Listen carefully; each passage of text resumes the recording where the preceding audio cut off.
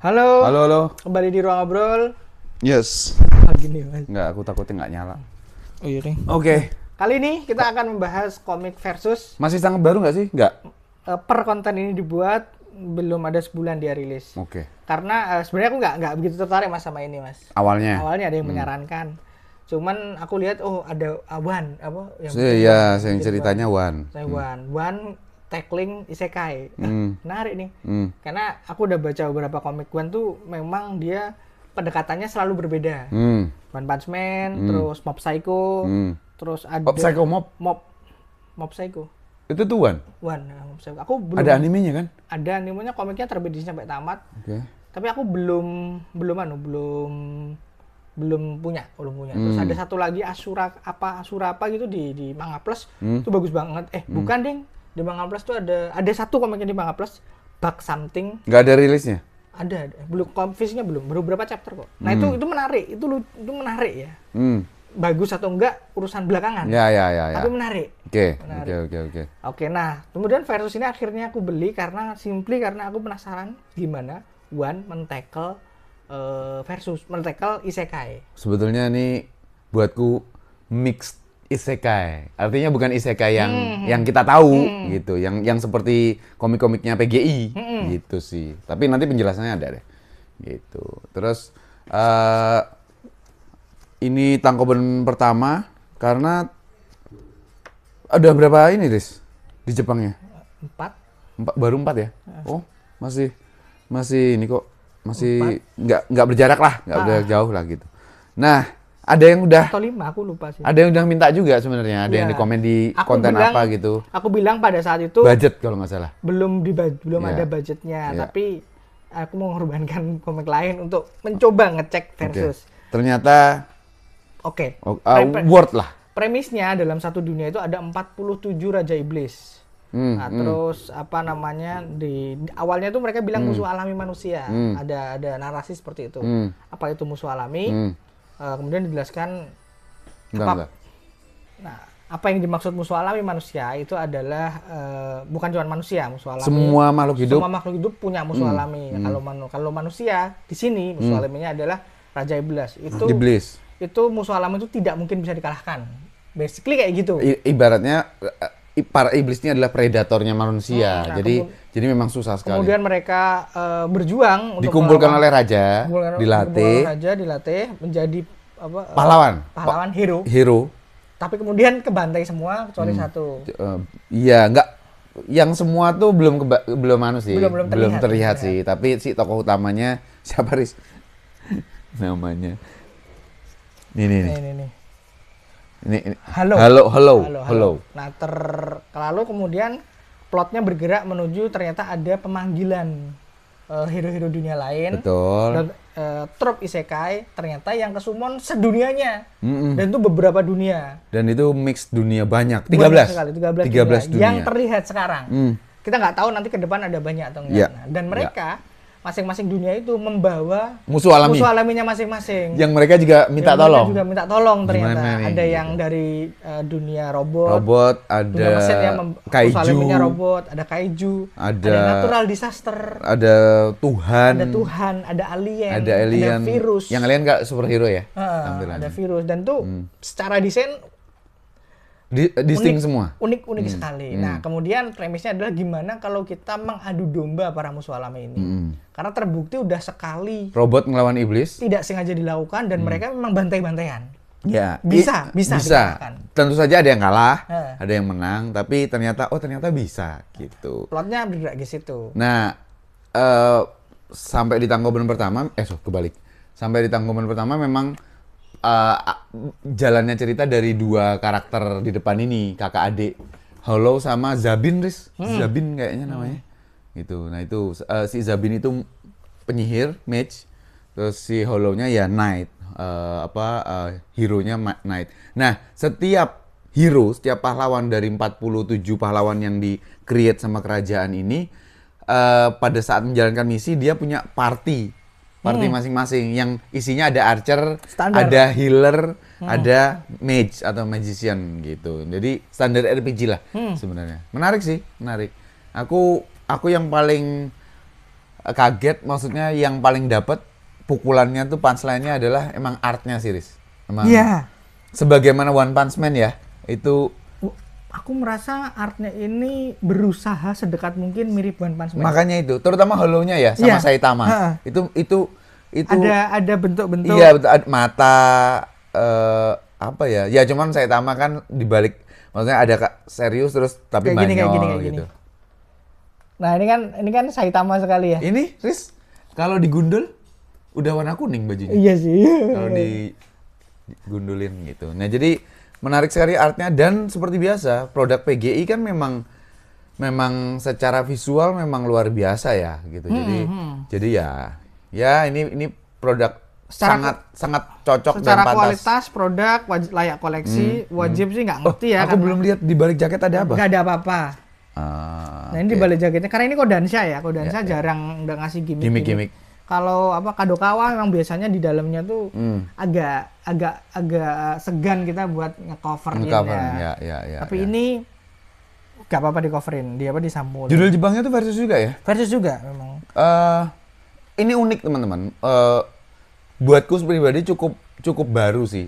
Buatku pribadi. Ya aku juga, Mas. Cukup baru gitu. Jadi memang secara premis tuh aku yakin yang nge-pick up ini juga suka sama premis awalnya, bahwa kita memang mustahil ngelawan musuh alami kita. Nah, dalam hal ini Raja Iblis. Dalam shonen, trope-nya shonen, dalam khasnya shonen, kalaupun ada musuh alami itu nanti bisa dikalahkan kalau berlatih keras, terus kalau ada semangat yang membara gitu-gitu tuh, itu biasanya sih kayak gitu. Kalau ini tuh udah jelas nggak bisa, karena 47 Jenderal Iblis, Raja Iblis itu dikomandani oleh satu Raja Iblis.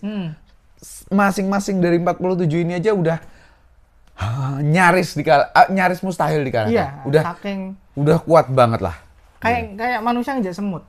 Sejauh itu perbedaannya. Iya, nanti sama yang ras kaiju dibilang, kalau kaiju mah nginjak kalian mah gampang. Gitu. Jadi kayak mereka bertengkar sendiri untuk mana dari musuh alami yang paling kuat, dan itu disampaikan dengan narasi komedik. Makanya komiknya jadi cukup menyenangkan. Maksudku di tengah premis yang sangat desperate situasinya, tapi komedinya tidak dilupakan sama sekali. Iya.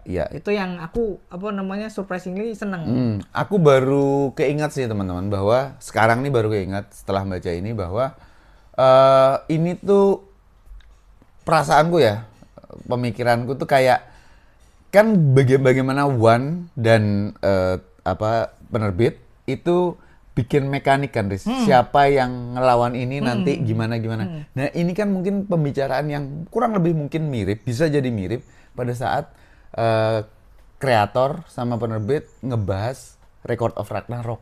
Mungkin. Jadi kan dewa sama manusia apa nih? Siapa lawan siapa? Nah, itu mekaniknya kayak gimana gitu loh. Nah, ini dibutuhkan. Aku yakin secara cerita nggak akan gimana sih. Benar, aku yakin nggak. Twist-twistnya juga mungkin ya nggak yang terlalu gimana gitu. Tapi it's worth to try just because the premise gitu.